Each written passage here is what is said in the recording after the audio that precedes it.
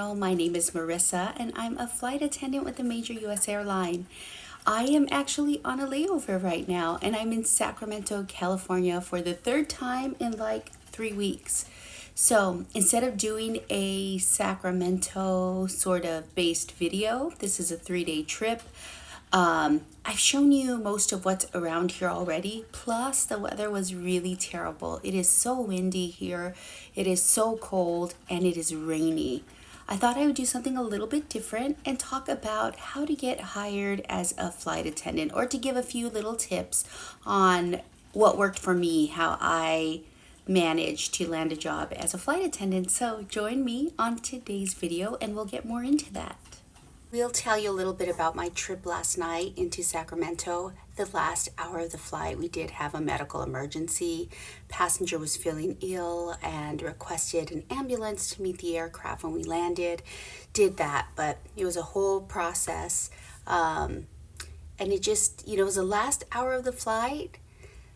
Everyone was just sort of, a lot of passengers were sleeping by that point. Everything was just really calm. And out of nowhere, call light rings, passenger needs help. So that was a whole ordeal. Did that, and then today wrote my report because I had to write a report when something like that happens. You have to send in a report to the company. So I did that. And I just finished brewing a cup of coffee because this is a red-eye flight. But I bought these cute little notebooks here to keep in my bag for my layovers. And I started jotting some things down because maybe you're watching these videos and you are interested in a career as a flight attendant. Maybe you are, maybe you aren't. But this job is great. Why? Because I get to see the world. I've been to other countries that I probably not would have had the opportunity to visit if I had a traditional job with only 2 weeks of vacation. And I get to meet lots of new people. Every flight attendant I meet always has a story to tell.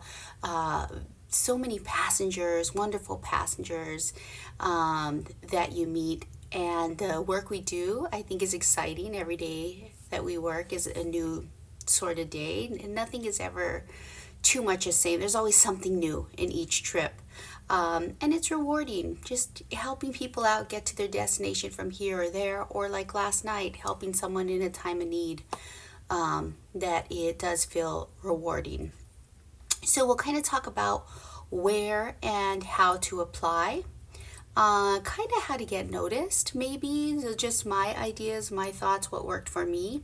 Basically, there are 3 parts. There's the interview, the assessment, and the application. Or I should say, it's actually in reverse order. It's the application, the assessment, and then the interview. Or so that's what it was like in for most of the airlines that I applied to. And I interviewed with 2 legacy carriers, so 2 of the major US airlines. And that's a little tidbit of advice there. Apply to all the airlines.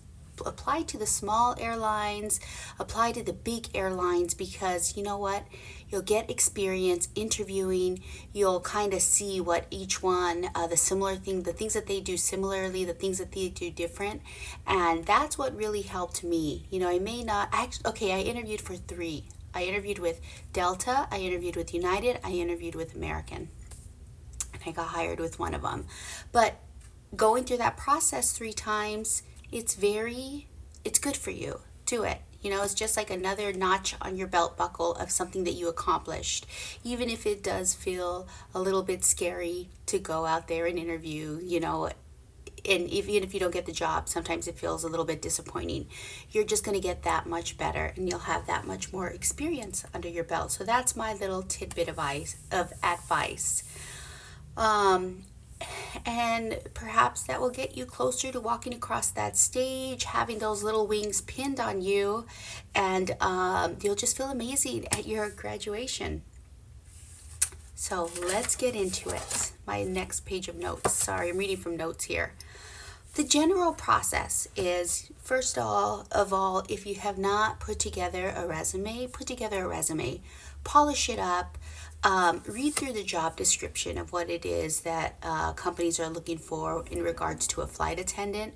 Think about the experience that you have in your professional field, your career, whatever it may be, and find a way to connect what they're looking for to the experience that you have and start getting that resume put together. There are also resume services out there. So if you're unsure, if you don't have anyone to look over or help you with your resume, maybe pay a little bit of money and have a resume service assist you with that. I did my own, but I felt pretty comfortable with my skills, and I had some people look it over. So I did do that on my own. Oh, I will say something that I learned doing a resume for being a flight attendant was to use keywords, whatever keywords that the company puts in when they're looking for a flight attendant. Incorporate some of those keywords into your resume. Someone had told me the reason behind this is it helps your resume stand out, and they received so many resumes that it could be a computer system that pulls out resumes that meet the criteria, and perhaps that will help separate your resume from the rest. So that was some advice that was given to me. Maybe it worked because I'm a flight attendant now. So so do that. So the general process, you will go to the website of whatever the airline is. For example, if it's Delta, go to Delta website and then scroll down, and usually you'll see a little career portal. Sometimes it's at the very bottom of their website. Click on that, upload your resume, answer questions, and then a lot of the times they have, once your resume gets accepted, if they determine for you to go on to the next step, they will invite you to do an initial screening process, or this might be right after you upload your resume, a little screening process where they ask you different questions and you answer those. Then if you pass that, then you will attend an interview. So in my process, the first interview, I had 2 interviews. First interview was a group interview online. And I'm trying to remember, I think most of the airlines did a group interview or an online interview, and then they will invite you and fly you out to a face-to-face. But in my group interview, there were maybe 10 candidates on there, and there was one like moderator that would ask a question, and then you had just a few moments or a minute to answer. So one of the pieces of advice that I was given is to just keep smiling. Dress your best, and you pretend like you're at a real interview, and keep smiling and acknowledge whoever is talking, because when we did our online interview, you could see everyone. Everyone's screen was up on there, as well as the moderators. And so I made sure that I paid attention and I kept smiling. I had my lipstick on, to just be courteous to whoever it was that was speaking at the time. And then when it was my turn, I spoke. And I think the question was, tell me something memorable about yourself. So what I said was, something memorable about myself is, many people may not know that in high school I was part of the choir, and I got to sing in Carnegie Hall. So that was my memorable thing. So think about something memorable that will have you stand out from the rest, and have that in mind. That was my question. Your question could be completely different, but it might be those sort of questions that they ask of you. Then after that group interview, I think a few days later, I was invited to a face-to-face interview in which they flew me out to the headquarters along with a bunch of other candidates, and we interviewed, a face-to-face interview. But there were so many candidates there, and the piece of advice that I was given at this time was, the moment, even when you're on the airplane ride to your interview, you conduct yourself like you are being watched at all times. You smile, you are courteous, you interact with other people, because there are going to be eyes watching you. So when I got to the interview place, I made sure to, introduce myself to the other candidates and make talk with them. So that way, if there were eyes, which I'm sure they were watching me, they could see that I'm a people person and I can interact with ease, with other people. So that's my piece of advice if you get down to the face-to-face interview. And I'm sorry if I'm jumping like all over the place here. I'm trying to make a video, which sometimes I get a little bit nervous, and also kind of recollect my memories from my time as a flight attendant. So if I'm all over the place, you have questions, please feel free to ask me questions, leave comments, and I will be happy to answer those and get back to you. So back to that face-to-face interview. There were many phases to that face-to-face interview. It started off with them bringing everyone to this big room and sitting us in tables in groups. So we had like one moderator, and then there were a group of 5 candidates. So we did a couple of exercises there within the group. And then each moderator was like writing things down on a sheet of paper. Then at that point, they started calling people out. And I wasn't sure whether we were being called out to be sent home, or if we were called out to go somewhere else or go to another interview. And it turned out that I was called out to actually do a face-to-face in front of 2 people. 2 people interviewed me, and they asked me questions. And I remember answering the questions with these, and they said, "Why do you want to be a flight attendant?" And I gave them this, like, I think, canned response. Don't say travel. Everyone wants to say travel. Make it genuine.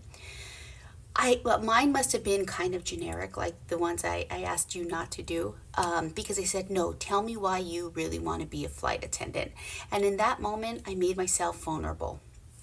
And I told them, look, I've always wanted to be a flight attendant, but I was a young mother, so I wasn't able to become a flight attendant at that time because I had young children to take care of. Now that my children are older, I feel like this is my opportunity. This is a career that I've always wanted. I haven't given up on that hope. I haven't given up on that passion. I want to be able to do this, and I want to be able to show my children that you can achieve your dreams. I can go out there and I can make things happen. I want to assist people. I want to be part of their journey.